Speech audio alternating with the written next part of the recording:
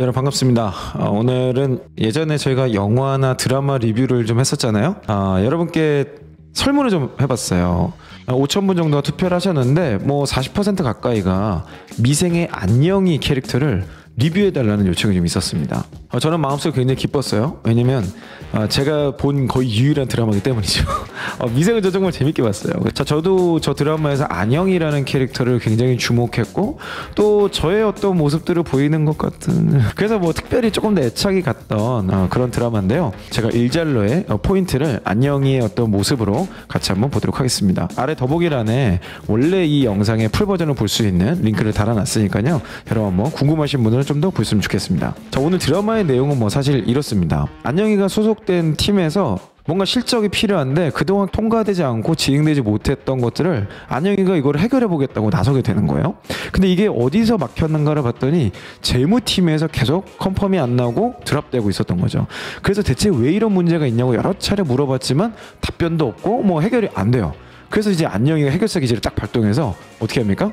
재무본부장을 그냥 찾아가요. 그래서 이 씬의 시작은 재무본부장에게 연락 터지는 것부터 시작을 합니다.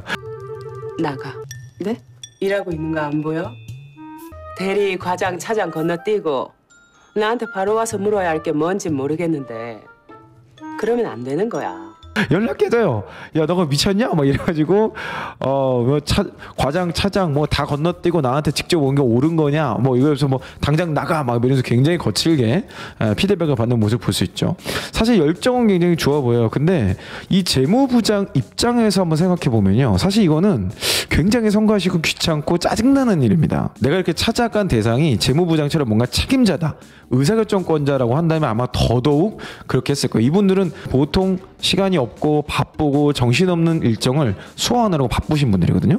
근데 그중에 나랑 평소에 일하던 사람도 아니고 그것도 신입사원에 해당되는 사람이 갑자기 내 사무실에 들이닥쳐가지고 당신 내 거 왜 해결 안 해주냔 말이야 막 이렇게 얘기한다는 것 자체가 사실 굉장히 불쾌하게 느껴질 수도 있는 거죠. 근데 이게 예외적으로 통용되는 경우가 있어요. 저도 제가 이렇게 인사팀의 문을 두드려 본 적이 있거든요. 근데 놀랍게도 저는 그 일을 계기로 제가 인사팀의 이동 여부가 계속해서 거론됐던 적이 있어요. 이 씬도 맨 끝이 어떻게 끝나냐면 재무부장이 안영이에게 회계 공부 미리 잘하더라 이렇게 얘기를 던진단 말이에요. 그거는 사실 굉장히 의미심장한 얘기죠. 너 언젠가 우리 부서에 올 수도 있어. 미리 준비하고 있어. 이런 얘기거든요. 이게 예외적인 경우는 어떤 거냐면 내가 굉장히 고민을 많이 했어. 근데 그게 이 회사에 또는 이 부서에 뭔가 도움이 될 것 같아. 그래서 제가 그 회사에 내 아이디어라는 것들을 좀 정리해서 한번 보시라고 그냥 참고 정도 해주세요 라고 보든 말든 상관없고 그냥 보내보는 경우, 이런 경우는 뭐 사실 읽건 아니건 그 상대방의 마음이죠. 그래서 제가 영업부에 있을 때 제가 교육받았던 직무교육을 쭉 리뷰를 해보니까 실제로 의미 없는 교육들이 되게 많은 거예요. 제가 그 당시에 그룹 본부의 교육팀에 이메일을 띄운 적이 있어요. 제가 실제 현장에 있어 보니까 이런 역량이 필요하고 이런 것들을 알아야 되는데 우리 교육 커리큘럼에 이런 게 좀 빠져있는 게 아쉽다. 한번 참고해 보시고 나중에 혹시 도움이 된다면 이런 내용도 업그레이드를 부탁드립니다 라고 그냥 보내드렸던 거예요. 이거는 저의 문제를 해결하기 위하거나 아니면 저의 유익을 위해서라기보다는 상대방의 도움이 될 거라고 생각해서 보냈던 거죠. 이런 경우는 뭐 읽든 안 읽든 그건 그 사람 마음이고, 일단 그런 어프로치를 했다, 그리고 내 일이 아닌데도 고민을 했다라는 것만으로도 굉장히 좋은 평가를 받을 수 있는 요소가 될 수 있습니다. 결국 저는 그때 보냈던 이메일로 저라는 사람이 그룹 인재경영본부에서 계속 회자가 됐고, 그로부터 6개월에서 8개월 정도 뒤에 그룹 인재경영본부로 이동을 하게 됐죠. 사실 이제 미생에서도 지금 거의 동일한 프로세스가 보여지고 있어요. 자, 그리고 나서 안영이가 이제 완전 깔고 나서 돌아와서 어떻게 해요? 고민을 하다가 욕도 막 먹어요. 부서 선배들한테 거기가 어디라고 네가 그걸 찾아가? 막 뭐 그럴 줄 알았다 이거지. 야, 네가 그걸 어떻게 뚫겠냐? 우리도 못했던 건데 막 이런 건데. 그래서 안영이가 고민을 하다 어떻게 합니까? 포기하지 않고 사내 메신저를 다시 보냅니다.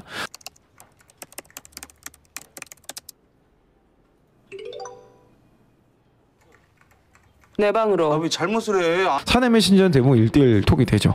그러니까 딱 보내니까 어떻게 해요? 당장 내 방으로 뛰어오라 그러죠. 이제는 이분이 재무부장님이 처음에는 의도적으로 그렇게 했던 것 같아. 일부러 한번 까본 것 같아. 이 사람의 진정성을 테스트하기 위해서. 그래서 이제 다시 연락을 했어. 자, 이 액션 자체는 잘했던 걸까요? 저는 잘했다고 봐요.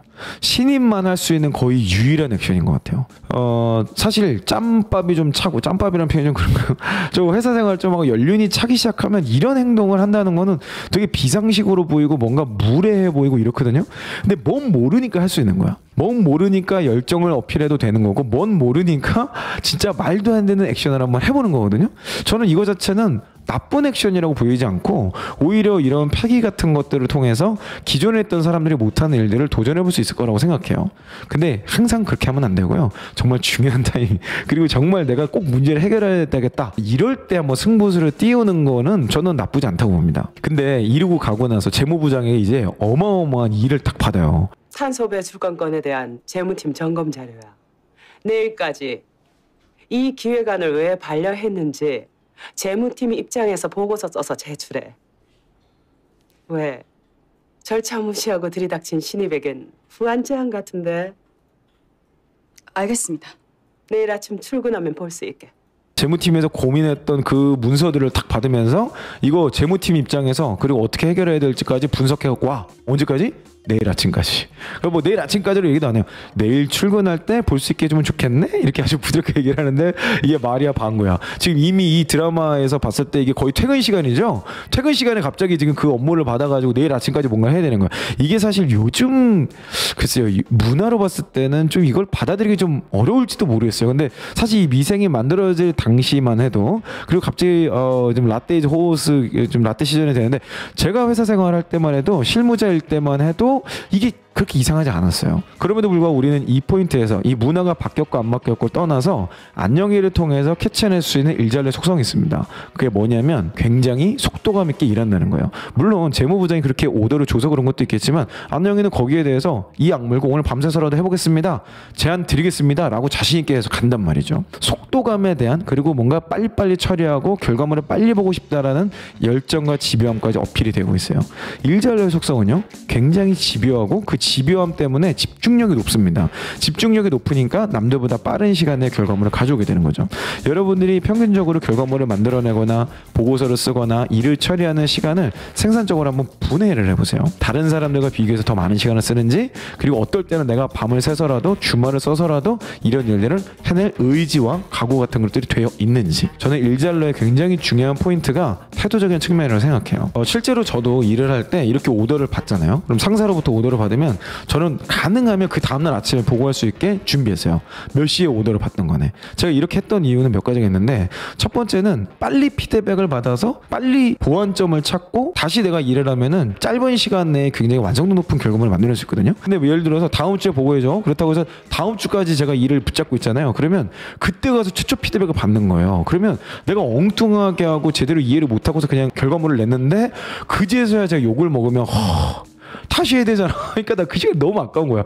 최대한 빨리 해보고 피드백을 받는 거죠. 완성도를 쫙 끌어올렸다기보다는 대략적으로 내가 생각한 게 맞는지, 이렇게 하는 게 맞는지, 이 정도의 관점을 한번 도전해봤던 것 같아요. 설령 보고를 그 다음 주에 해야 한다 하더라도 그 다음날 빨리 끝내버리면 다른 시간 동안에 내가 원래 하려고 했던 다른 일을 할 수도 있고, 또 이 했던 것들을 다른 사람에게 물어봐서 퀄리티를 끌어올릴 수 있는 시간을 확보할 수도 있었거든요. 그걸 최대한 오랜 시간을 들여서 뭐 완성도를 높이고 이게 아니라 최대한 빨리 결과물을 만들어 놓고 그 다음에 피드백을 통해서 완성도를 끌어올리기 위한 시간 사용을 했다.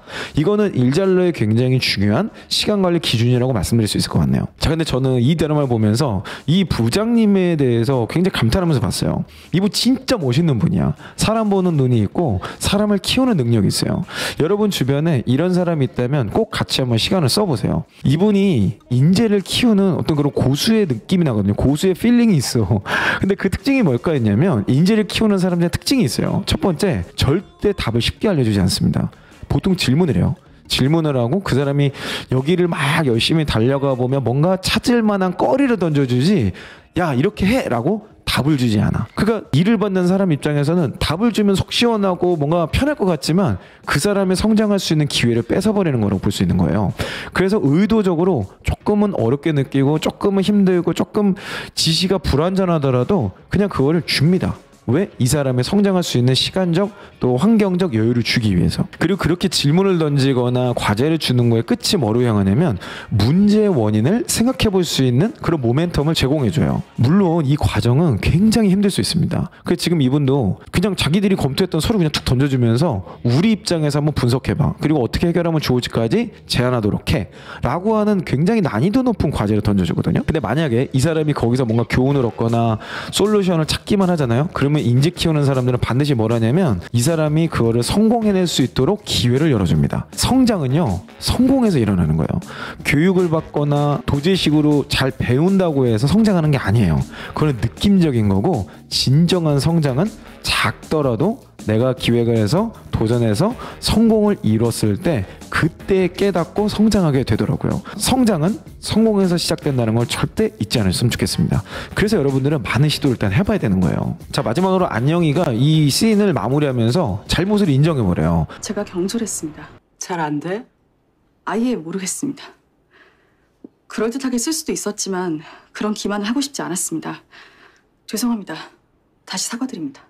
자기가 전날 밤새도록 고민을 했겠죠. 그리고 왔는데 딱 첫 마디가 이거야. 죄송합니다. 죄송하다고 그냥 솔직하게 인정을 해버려. 자기의 잘못을 그냥 인정해버립니다. 그러면서 이런 표현을 쓰는데 아무리 생각해봐도 분석해봐도 잘 모르겠습니다. 경솔했던 것 같습니다. 죄송합니다. 라고 딱 이렇게 얘기를 하죠. 나의 부족함과 나의 경솔했다는 것을 정확하게 인식하고 그것을 죄송하다고 사죄 의미를 던지는 건요. 사실 성숙한 사람들만 할 수 있는 거예요. 그래서 그 말을 했다는 것만으로도 재무부장님은 이 사람에게 기회를 주려고 했을 거예요. 만약에 그런 인정을 하지 않고 뭐 말도 안 되는 자기 개똥 철학 가지고 자기 나름의 분석한 내용 가지고 막 뭔가 잘 설득하려 했다라면 아마도 거기서 쫓겨났을지도 모르겠어요. 근데 오히려 자신의 어려움이나 몰랐다는 점을 정확하게 인정하고 그럼에도 불구하고 내가 생각했고 이 정도는 본 것 같은데 이게 맞나요? 라는 질문을 했을 때 오히려 재무부장은 기대치를 좀 낮추는 거지. 그러니까 처음에 이 사람이 만약에 나의 분석을 탁 던졌다라면 그게 맞냐 틀리냐를 가지고 얘기를 했을 것 같아요. 근데 그게 아니라 죄송합니다 모르겠습니다라고 던지고 그러니까 기대치가 확 낮아져. 그 다음에 이제 내가 생각했던 걸 다시 들으니까 그 정도는 아니네 이러면서 이제 굉장히 후한 평가를 주게 되는. 어떻게 보면 안녕에는 굉장히 지능적인 거예요. 쓰지 못한 것과는 별개로 느낀 지점은 있었습니다. 먼저 같은 기획서라도 각 부서의 입장에 따라서 해석이 달라질 수도 있겠다라는 것입니다. 그러면서 안녕이가 이번 작업을 통해서 알게 된 큰 그림, 전체 프로세스, 재무팀의 입장 이런 것들을 자기가 정량은 아니지만 정성적으로 알게 된 것을 그냥 이야기합니다. 그때 이미 재무부장의 마음이 그냥 활짝 열려요. 그리고서는 의미심장한 말을 하는 거야. 회계 공부는 얼마나 했나? 많이 해도. 회계 공부는 따로 했나? 하고 있습니다. 그래, 빨리 배워둬. 회계는 경영의 언어니까. 근데 사실 이거는 상대방의 마음에 불을 지피는 행동이에요. 너 언젠가 나와 함께 일할 수 있으니까 마음의 준비해. 굉장히 리더십 있는 사람들만이 할 수 있는 그런 멘션 같아요. 그러면서 이 사람이 숙제와 처벌을 어떻게 할지는 내가 생각해볼 때가 돌아가 봐 이렇게 얘기한단 말이죠. 딱 돌아가면 꼭 뒷모습을 흐뭇하게 쳐다보면서 보통이 아니란 말이야. 그러면서 이 씬이 끝난단 말이죠. 자, 안영이를 통해서 우리가 짧은 씬을 봤지만 이 씬을 통해서 일잘로의 특징을 세 가지로 요약할 수 있습니다. 첫 번째는 집요하다는 거예요. 그래서 때로는 이 집요함 때문에 절차나 기준 따위를 그냥 막 무시하는 경우가 있어요. 결국 문제 해결하는 게 중요하다. 내가 이걸 어떻게든 해결해내겠다라는 집요함이 온몸으로 그냥 드러나는 거죠. 두 번째 포인트는 속도가 굉장히 빠르다는 겁니다. 여유 있게 길게 생각하고 뭐 이러는 게 아니라 집중된 시간을 활용해서 때로는 그게 퇴근 이후나 주말이 된다 하더라도 포기하지 않고 그냥 그 시간을 배정해 버리는 거죠. 굉장히 빠른 속도로 결과물을 만들어내서 피드백을 요청한다. 일잘로 포인트 세 번째는 그 과정을 통해서 배우는 게 있다는 거예요. 그 과정이 힘들었건 쉬웠건 어쨌건 다 떠나서 그 과정을 보냈다면 그 시간을 썼다면 내가 이전에 몰랐던 것은 무엇이고 내가 알아야 되는 것은 무엇인지를 꼭 배우고 체크한다는 거. 이전에 몰랐던 포인트를 찾기 위해서 노력하는 게 일잘로의 굉장히 중요한 포인트라고 말씀드릴 수 있겠습니다. 그리고 이런 것들을 배운다면요, 이거야말로 진정한 성장인 것 같아요. 놀라운 결과물까지 얻지 못했다 하더라도 내가 배운 게 있다면 그것에 만족하고 그걸 기반으로 다시 도전하려고 하는 거죠. 자, 오늘 짧은 영상이지만 제 입장에서 일잘로에 대한 몇 가지 포인트들을 뽑아봤어요. 여러분이 느끼신 점이 있다면 아래 댓글을 꼭 달아주셨으면 좋겠고, 저의 리뷰, 저의 코멘트가 필요한 어떤 캐릭터가 있다면 또 댓글로 의견을 주시면 제가 같이 한번 보면서 특별히 차라리 유튜브 링크면 제일 좋을 것 같아요. 짧은 영상을 주시면 제가 그 짧은 영상 안에서 여러분들께 일잘러나 회사 생활 또 뭐 그 이외에 자기개발과 관련된 저만의 큐레이션 포인트를 찾아서 올려드리도록 하겠습니다. 자, 여러분 오늘도 화이팅 하시고요. 우리는 계속해서 성장했으면 좋겠습니다. 여러분 화이팅 하세요. 이상 이영이었습니다.